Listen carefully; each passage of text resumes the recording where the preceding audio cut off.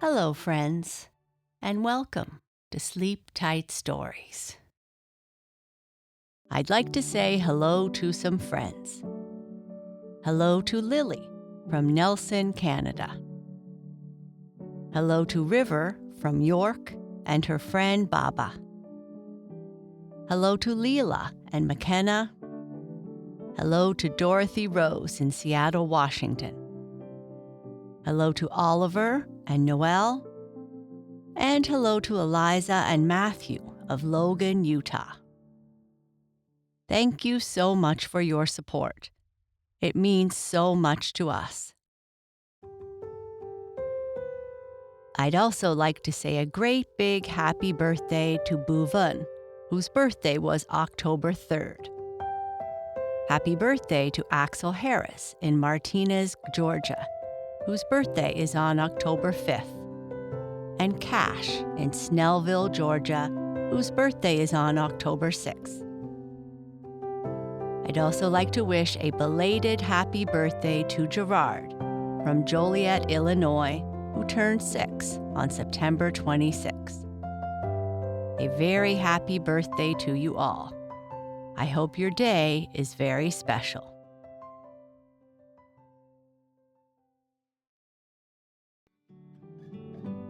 This story is about a young woodchuck who has a bit of trouble telling his right hand from his left hand. He is the youngest in his family, and when his father is not feeling well, Mrs. Woodchuck asks him to go to the market.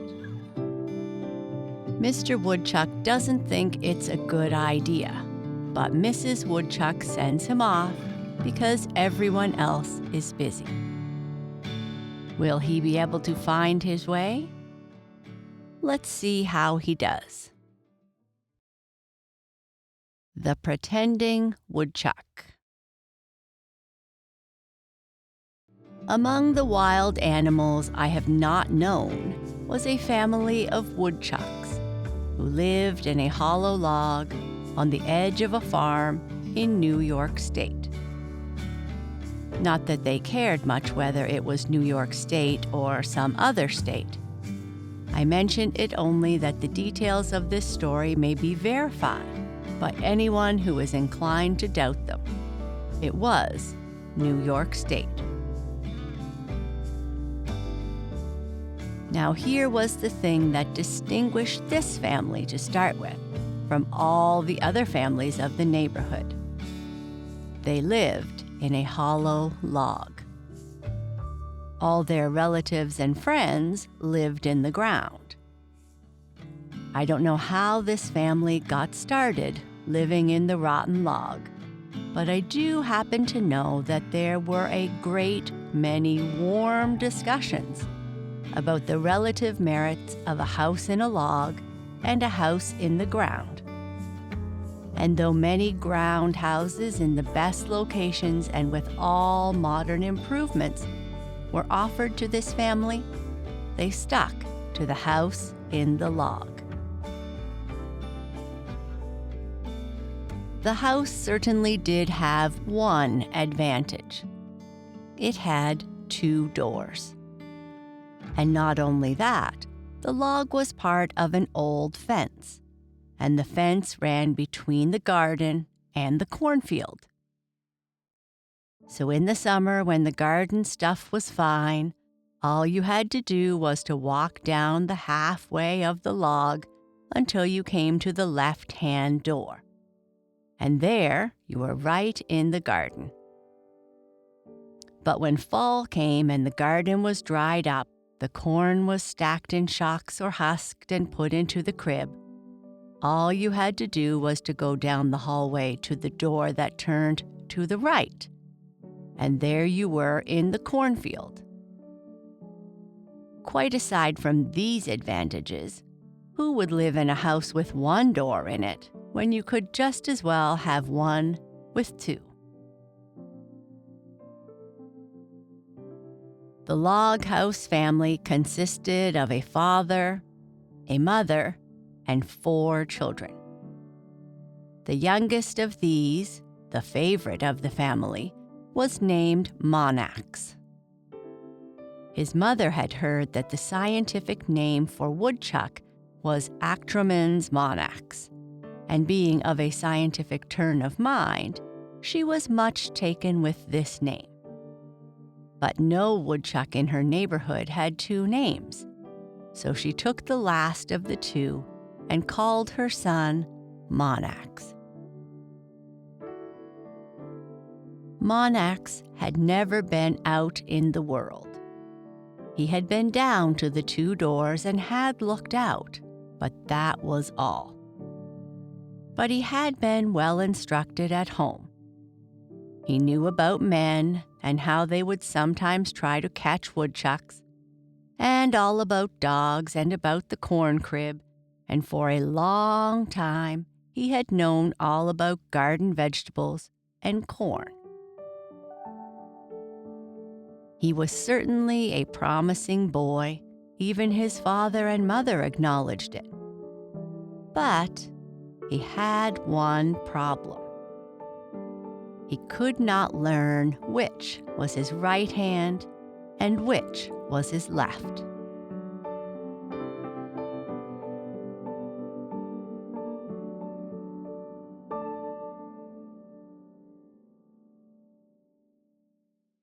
In the fall, Monax's father was laid up with rheumatism. He was a terribly old fellow to groan and carry on when he was sick, and his wife had to stand by him every minute. The house had to be fixed for winter, and the other children were at work on this. Saturday came, and someone had to go to the market. Who was there to go except Monax? So it was decided that he should go. Mrs. Woodchuck gave him his instructions. She always gave everybody their instructions. "You go out at the right-hand door," said Mrs. Woodchuck to Monax. "Mind me, at the right-hand door. You go through the cornfield till you come to the big rock in the middle of it. Then you turn to the right again." She paused for a moment, and a look of hesitancy came into her face.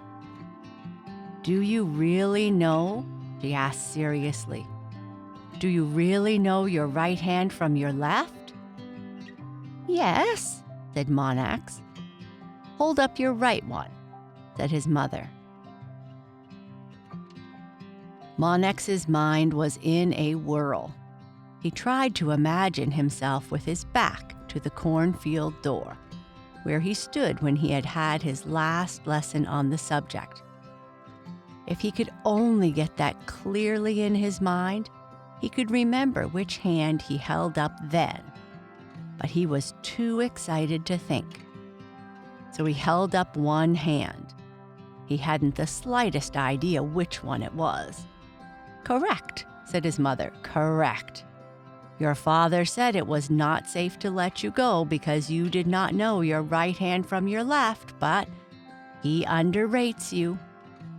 She spoke almost angrily. Then her mind seemed to be relieved, and she proceeded with her instructions. "Through the cornfield," she said, "till you come to the big rock, then you go till the right, till you come to the edge of the field. You will see a couple of men in the cornfield, but do not be afraid of them. They are only scarecrows. Go right ahead. At the edge of the cornfield by the maple tree, you turn to the right again, always to the right. Then you will see the barn. Go in and look around there. Keep away from the horses and don't mind the odor. If you find a basket of corn on the barn floor, help yourself and come home. If you don't, you will have to go a little farther. Just to the right of the barn, a few yards. Always to the right is the corn crib. That is where your father and I get most of the supplies for the family. You climb up into the old wagon box that stands on the scaffolding and jump from that into the crib. Getting out is much easier, and after that, all you have to do is come home. You needn't hurry especially. I won't be worried about you because there are no dogs there. The dog lives away over on the other side of the fence beyond the garage, and I know the scarecrows will not hurt you. So Monax started out. Down the hall he went, pondering his instructions. If Mrs. Woodchuck had not gone back to tie another piece of red flannel around Mr. Woodchuck's rheumatic knee, she might have observed that Monax moved slowly, as if in deep thought. But she observed nothing, and so said nothing. Monax was in deep thought. He was trying to decide which was his right hand and which was his left. If he could only be sure of either one of them, he could guess at the other one. He had to know before he got to the first of the two doors. Why were everybody's two hands so much alike? How could anyone be sure which was which? He stopped and held one up, then the other. They looked just alike. He struck one of them against the wall, then the other. They felt just alike. He couldn't stop long about it. If his mother caught him at it, she would probably suspect what was the matter with him, and his little journey into the world would be stopped before it began. He came to the first door, and a sudden inspiration came to him. He never knew how it was, but he felt perfectly confident with which one was his right hand. It seemed perfectly simple somehow. It was this one. So he turned out into the garden. He didn't see any corn shocks, but he was not surprised at that. His mother had said maybe they would have been hauled away by this time. He looked ahead. Yes, there was the big stone. It did look a good deal like a cement horse block. But then, he said to himself, they make stone these days so that you can hardly tell it from cement. He looked for the two scarecrows. If they were there, he would know he was right. And there they were. They were awfully good imitations of men. One of them was walking about just a little. On a page of the Scientific American, which his mother brought home a few weeks ago, he had read about the talking pictures that Mr. Edison had invented. He hadn't read anything about talking scarecrows, but after seeing that these two could talk, he had no doubt there were such. You never can tell what these men will invent next, he said as he moved then leisurely by. At the big stone he turned. This way, he said to himself. It is surprising how sure I am about my right hand now. He came to the edge of the field. There, just as his mother had said, was the barn. It looked more like a garage than a barn, but styles change. Anyway, there it was to the right, just as his mother had told him. If you are sure of your direction, everything else takes care of itself, he said. The location is right. He went into the barn and noticed the odor, something like gasoline. He looked for the horses, none there. He glanced about for the basket of corn. All he saw instead was a bunch of waste lying on top of a big red tank. Where the horses ought to have been was an automobile. Probably they have changed it over from a barn to a garage since Mother was here, he said. If you are going to keep up with the times these days, you can't stay in the house. You've got to get out where things are doing.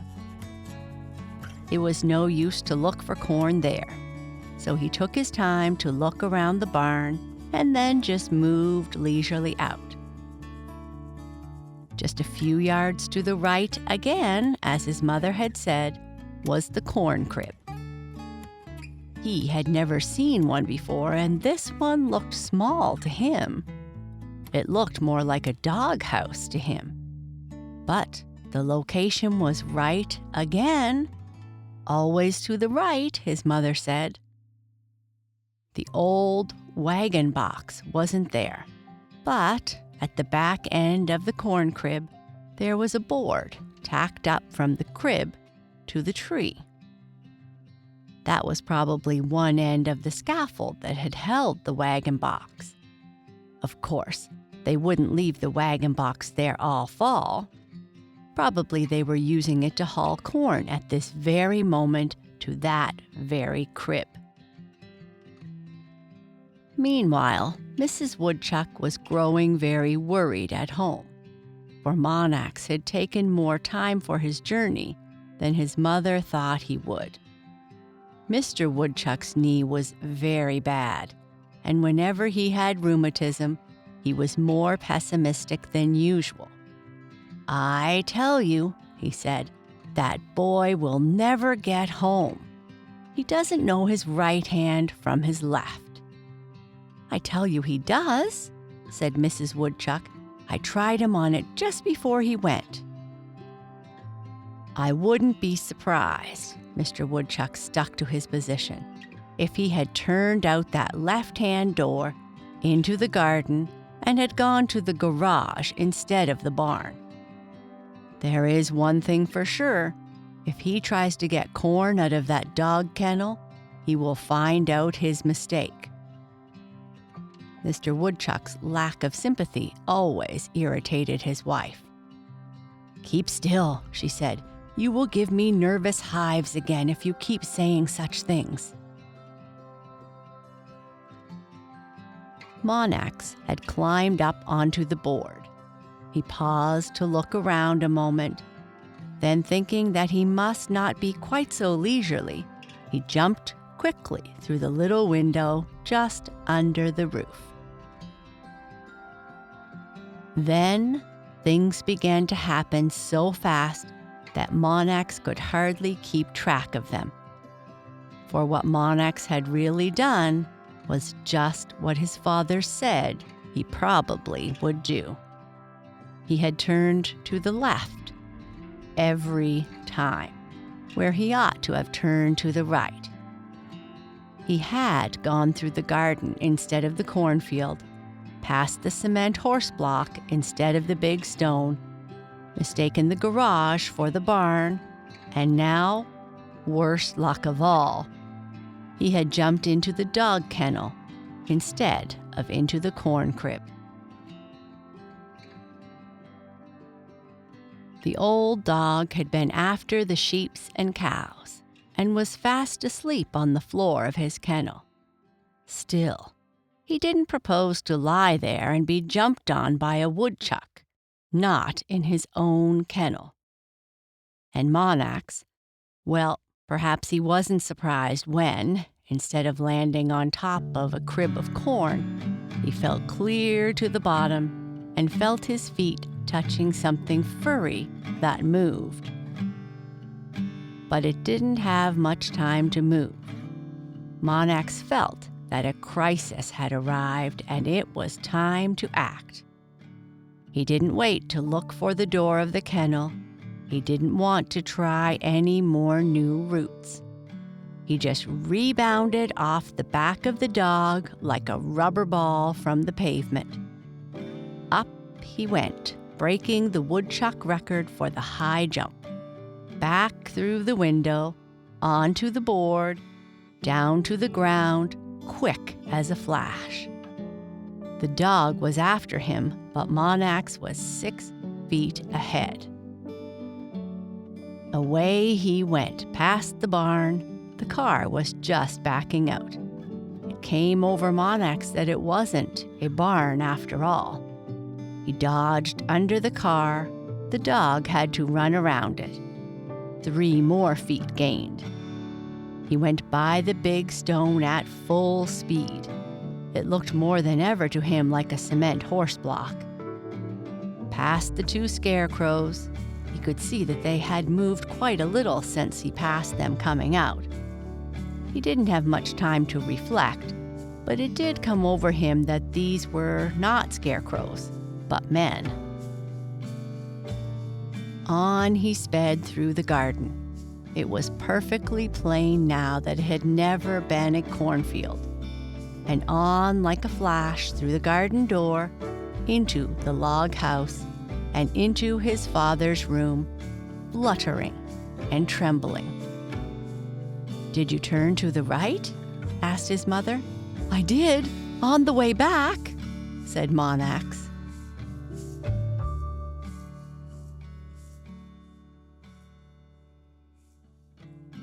And that is the end of our story. Good night. Sleep tight.